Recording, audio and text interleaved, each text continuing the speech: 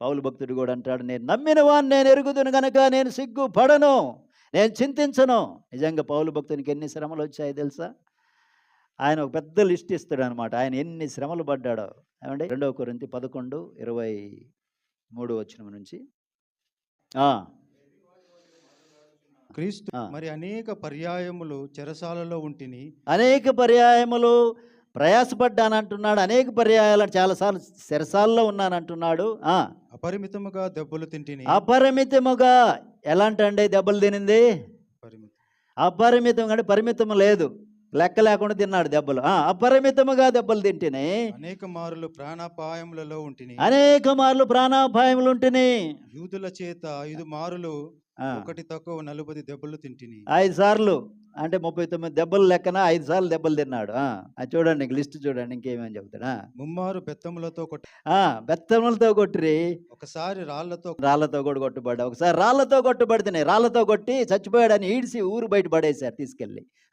ముమ్మారు ఓడ పగిలి శ్రమపడి తిని. 3 మార్లు ఓడలో ప్రయాణం చేస్తా ఓడ పగిలిపోయి జాగారం చేశాడు ఆయన, అన్నము నీళ్ళు లేకుండా శ్రమ పడి తిని. ఒక రాత్రింబగలు సముద్రములో గడిపి తిని. ఒక రాత్రింబగలు సముద్రంలో గడపాల్సి వచ్చింది.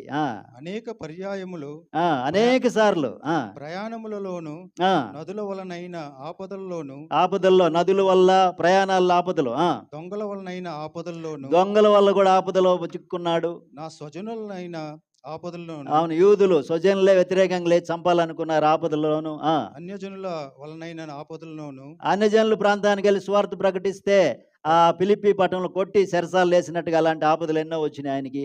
పట్టణములో ఆ ప్రయాసతోను కష్టములతోను తరచుగా జాగరణ అంటే నిద్ర లేకుండా, తిండి లేకుండా, నిద్ర లేకుండా, ఆకలి దప్పులతోను తరచుగా ఉపవాసములతోను. ఇంకా చెప్పవలసినవి అనేకములున్నవి. చెప్తే ఇంకా ఏమైనా అనేకం ఉన్నాయంట. చూసారా లిస్ట్, ఎంత పెద్ద లిస్ట్ ఇచ్చాడు. అయితే అన్ని కష్టాలు ఎదుర్కొన్న పౌలు భక్తుడు అంటాడు, ఏమంటాడంటే, నేను నమ్మిన వానిని ఎరుగుదును గనక నేను సిగ్గుపడను. నేను నమ్మిన వాని ఎరుగుదును గనక. ఆయనకు తెలుసు, తాను నమ్మిన దేవుడు ఎలాంటి వాడు తెలుసు కాబట్టి అలాంటి పరిస్థితులు ఎన్ని వచ్చినా సరే ఆయన చింతించలేదు, సిగ్గుపడలేదు, కృంగిపోలేదు, ధైర్యంగా ముందుకెళ్ళాడు. చివరిని ఏమంటాడంటే, మంచి పోరాటం పోరాడి తిని నా పరుగుతూ ముట్టించి తిననే సాక్ష్యం ఇస్తాడు. నా సాక్ష్యాన్ని కాపాడుకున్నాను, విశ్వాసాన్ని కాపాడుకున్నాను, నా కొరకు నీతి కిరీటం ఉంచబడింది. దేవునికి స్తోత్రం.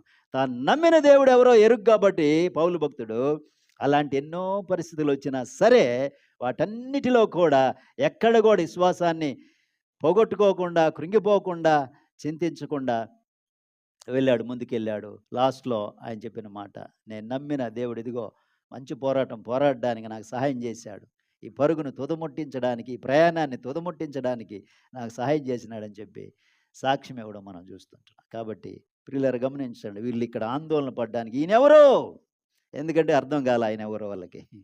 వారితో కూడా ఉన్నటువంటి ఆయన ఎవరో అర్థం కాల. దావీదుకి అర్థమైంది, పౌలుకి అర్థమైంది. ఈ దినాన నీతో ఉన్న దేవుడు ఎవరో నీకు అర్థమైతే నువ్వు అర్థం చేసుకుంటే నువ్వు కృంగిపోవు, నువ్వు చింతించు. గాలి తుఫాన్లు ఎలాంటి అని రానియండి నీ జీవితంలో.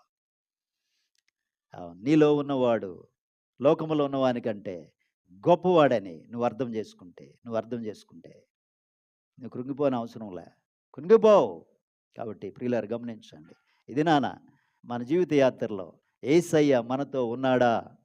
ఆయన మాట మీద నమ్మకము, విశ్వాసం ఉంచుతున్నామా?